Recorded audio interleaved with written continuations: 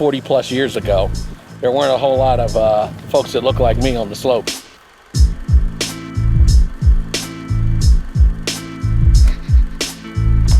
I remember as a kid, my dad taking us skiing. There was definitely overt racism. You have to picture this. This is 1973. It was just after the Black Power movement. When we first came together, it was the challenge of being alone on the mountain as a person of color by yourself. And that's why they all came together 45 years ago.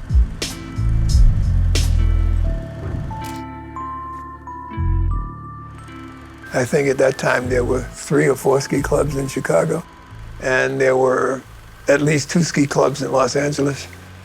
There was a need for us to move in groups, and it may have provided a safe feeling.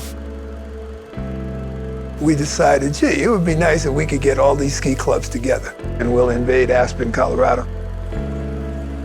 We did not know how this grouping, this gathering was going to be accepted in Aspen.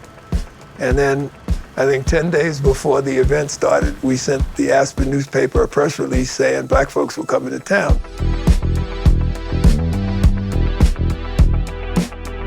Well, this shook up Aspen. And they ended up putting the whole National Guard on standby. At first, we were just interested in getting together. Out of just getting together, the organization grew. By the time the enrollments hit a peak, we were getting about 5,000 to 10,000 folks to show up.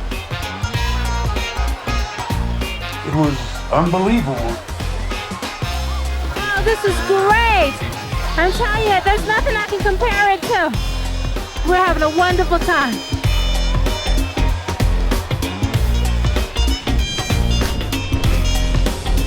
We appreciate the hospitality, and we're not even halfway there. We love you. You're the greatest. We'll be back, too.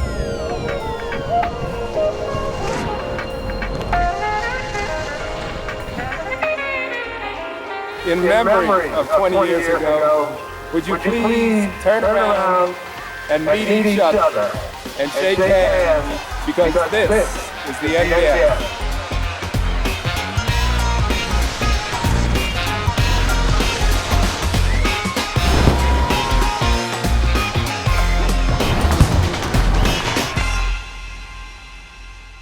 People who came to the first summit in '73 are here today.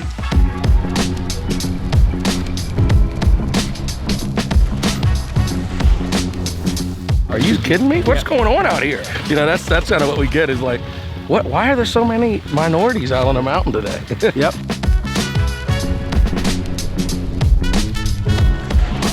The National Brotherhood of Skiers is an umbrella organization for approximately 50 to 60 African-American ski clubs scattered across the country. When a summit arrives in town, the whole essence of the mountain changes.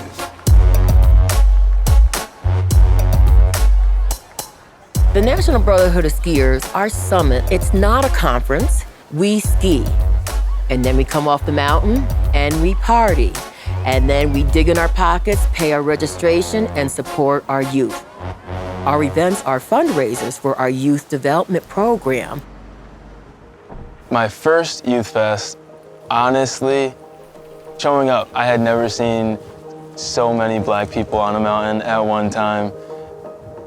It was mind-blowing. You know, I had always heard the myth that black people don't ski, and then to see all these people, you know, convene on one mountain, and to find out that we're all under, you know, the NBS, it was amazing, and really changed my whole perspective on that whole myth. So I grew up in Schenectady, New York. It's very uncommon for, you know, inner city kids to grow up skiing.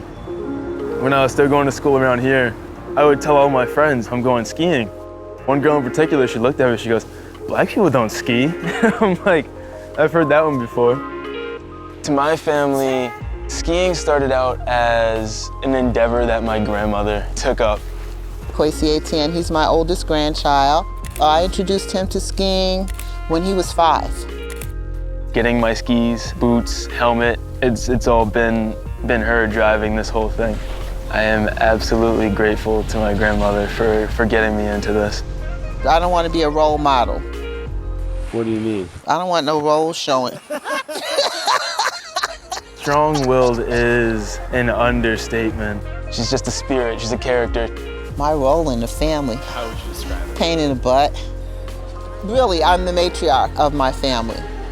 My grandchildren have been raised skiing with me. Getting my family out here to the mountain to ski is very easy. When they're not doing what they're supposed to do in school, I'm like, you're not going to Youth Fest. Youth Fest is a 4-day ski expo where NBS groups from around the world come together to ski, race, and have fun.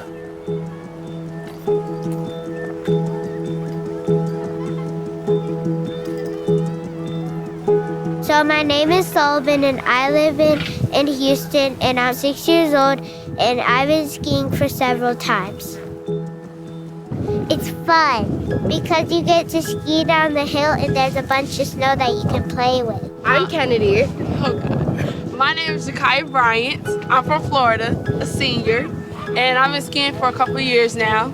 And I come every spring break with this lovely dog. Yeah, oh, wonderful. I am a junior in high school from Tampa, Florida, and I come up here probably every year. I love speed, the whole speed part of it. I love going fast. I like skiing because like you get to see your family and your cousins, and then you guys get to go skiing together. And then the hot chocolate. Yeah, and then the hot chocolate. I'm learning how to do pizzas, french fries, and other foods. Is skiing hard? Yes. What's hard about it? It's just because I can't make a pizza slice.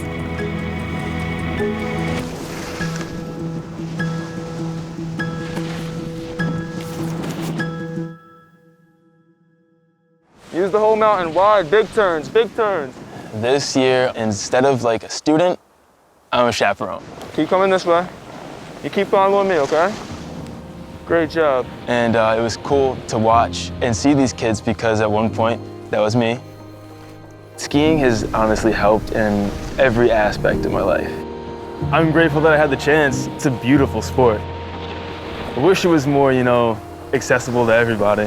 And I guess that's where our ski club comes in.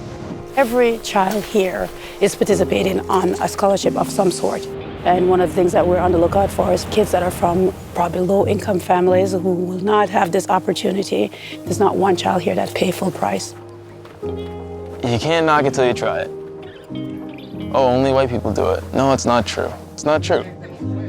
We can do it too. A volunteer second when it's... I'm evidence of that, my grandmother, my sisters. So often our youth only see negative things portrayed about us and our culture. When we come to an event like this, the kids get a chance to form relationships with each other that are positive and long-lasting. Still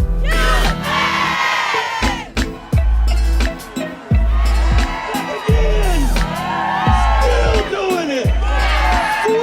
45 years later!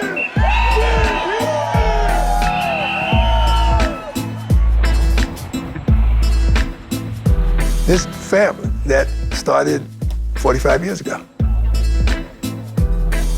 If I have kids and grandkids, they are most definitely coming out skiing. I have to pass it on. I'd be selfish not to.